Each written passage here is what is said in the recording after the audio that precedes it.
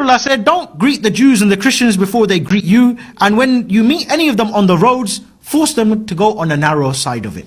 And Imam Maliki said the same thing as well. In fact, Umar ibn Khattab, who Rasulullah sallallahu alaihi wasallam, he said that if there was to be another Nabi after me, it would be Umar ibn Khattab in his own charter, not charter of United Nations, in his charter with the people of Sham, with those Christians of Sham, in his charter was Kafir and Muslim, they're not allowed to wear the same clothes as one another. If the Muslim, he comes out on the day of Eid and he sees Kafir with nice clothes, the Kafir has to take his clothes off and give it to the Muslims. The Kafir, when he walks inside the street, he has to wear a red belt around his neck, and he has to have his forehead shaved, and he has to wear two shoes which are different from one another. He's not allowed to, and he's not allowed to walk on the pavement. He has to walk in the middle of the road, and he has to ride on a mule. And that's only for the adults, not for the children. And you can see how Islam would make the child become a Muslim. The kafir, or the child growing up in a state of kufr, he will turn to Islam. Why? Because the child will be walking along with his dad. He say, Dad, yeah, why you got your forehead shaved? I don't know whether these Muslims, they make me do it. Why you got to walk? Why can't you ride the animal? Like the Muslims, they ride the animal like this. Why are you walking with both legs dangling on the side of the donkey? Why is it every time the Muslim comes to you, he asks you for your clothes, you give it? Why is it every time he tells you to get down from the horse, you have to take... The Muslims, they have to humiliate you in order to force you to convert to Islam. This is why in the hadith we will find the hadith saying the following, that the Muslims are the best of mankind. Muslims are fascist people. They are fascist. And let me show you the fascism of Islam. Muslims are the best of mankind, and they have a duty. Why they are the best of mankind? Because they have a duty to go and attack you and bring you with the chain around your neck. Read with me. You are the best of the people ever raised for the benefit of mankind. You see the benefit of mankind? Amazing. Sound like good. Chapter 3 verse 110. So the Muslims believe they are the best of mankind. That's why they look everybody down. You are dirty, you are filthy. The Quran calls non-Muslims najis, pigs, monkeys. They are the worst of the creatures. Don't touch it. Why? Because you're najis, bro. I'm what? Najis? Najis. You're not in a, What is a najis? What is that? Najis, you haven't made ghusl, you haven't done... What is a najis? What does that mean? Najis is you're not in a state of purity. Only people... So you're calling me dirty? Yeah, filthy, yeah. You're calling me filthy? Yeah, you don't know. Wow, I love it. Good. True colors is coming out, man. The best of mankind. Why? Who is the best for mankind? Are those who bring them with the chains around their necks till they embrace Islam. This is the best of mankind. This guy is saying to us, I'm not going to fight you unless you fight me. But the best of mankind is those who attack others and bring them the chains around their necks until they force them to embrace Islam. If you are a Muslim and you think you are good to debate me, please feel free. Assalamu alaikum. You said to me, Assalamu alaikum. Are you allowed to say to Christians, Assalamu alaikum? Brother, we here live peacefully. Christian. This is not a question. This is not a question. No, my friend. This is another question. We're talking about Islam, not talking about you and me. We are talking about Islam. So, according to Islam, are you allowed to say to me, Assalamu alaikum?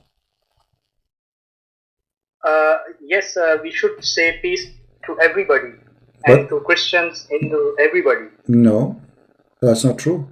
Your prophet said, don't say Assalamu alaikum to the Christian and the Jews, and if you see them in the street, force them to walk in the sewage. This is your prophet. This is Sahih Muslim in the front of you, says, don't greet Jews and Christians before they greet you, and if you meet any of them in the road, force them to the narrowest part of it. So your prophet said clearly that you should not salute the Christian, you should not greet them, and if you meet them, you have to harm them. Okay.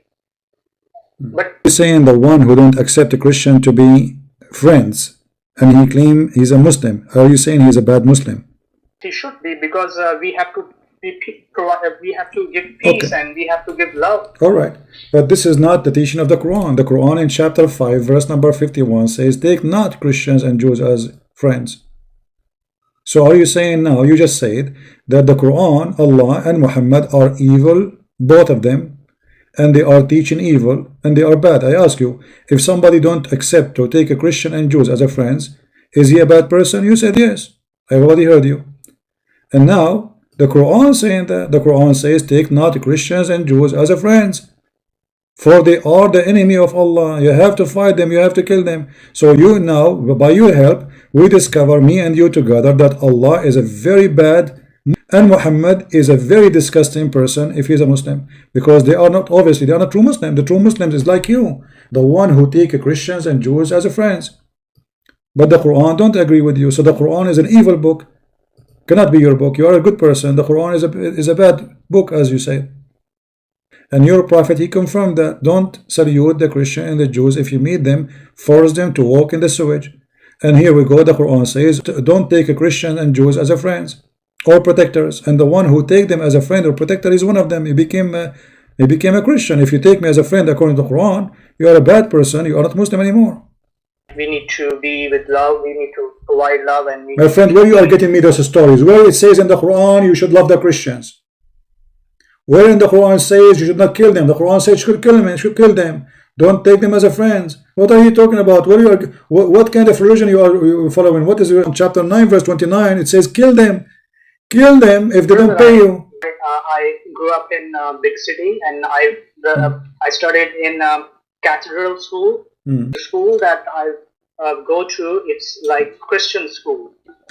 So because you grow in a Christian school, you have a Christian value, you are a nice person, good person. But if you are following Islam, you will be a terrorist. Okay, let me ask you. Let us say your father, he left Islam. Are you allowed to be good to your father who left Islam? What I have heard and is about that he must be killed. All right. So, but you said a second ago you have a Hindu friends. So according to Islam, he have to be killed. Are you going to kill your father if he leave Islam? No. But Islam says you should kill him. Islam said that you must tell him 3 times, and okay. you have to tell him all the teaching. Okay, you told him the teaching 3 times, and he don't want to be a Muslim no more. He want to be a Hindu. What you will do to him? He is your father. Are you going to kill him?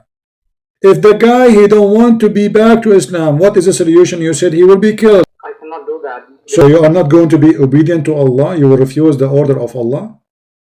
Islam is an evil religion, obviously. Don't you agree?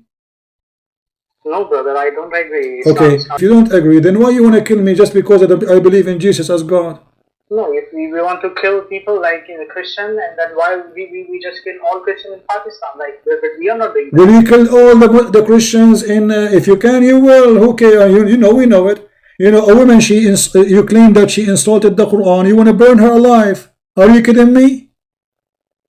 In Pakistan, if a Christian, he say one word, you burn him alive, and you are saying to me, if we know we will kill them all, you will kill them all. Let me ask you, did your prophet kill all the Christians and the Jews in the Arabian Peninsula? Yes or no? No. Okay. All right. Let us see if this is true or not. Your prophet said that if he became victorious, I will expel the Jews and the Christians from the Arabian Peninsula, and I will not leave any but Muslim. Do you see it? Yeah. Okay. So is that an evil or good? It's just context. Okay. That he mentioned about. All right, take care, my friend. We don't want to give us a speeches about righteousness. Islam teach righteousness. This is righteousness, to go and bring people into slavery and put a chains around their neck, and this is make the Muslim the best of mankind. Hadith Sahih Bukhari 452-177. Narrated Abu Hurairah, Allah's Messenger said, the hour, Judgment Day, will not be established until you fight with the Jews, and a stone behind which a Jew will be hiding will say, O Muslim, there is a Jew hiding behind me, so kill him. It says clearly, Judgment Day will not begin until you fight and kill the Jews. Quran 5:52. O ye who believe, take not the Jews and Christians for friends, they are friends one to another. He among you who taketh them for friends is one of them. Lo, Allah guideth not wrongdoing folk. ISIS are the real Muslims because ISIS do exactly what the book says. Kill everyone who's not a Muslim and chop people's heads off and set them on fire and be fucking raging lunatics. But all the other Muslims go, they're not the real Muslim because I read the book and ignore those parts. Well, then you're not Muslim because you're ignoring the book. Do you see how filthy this garbage religion is?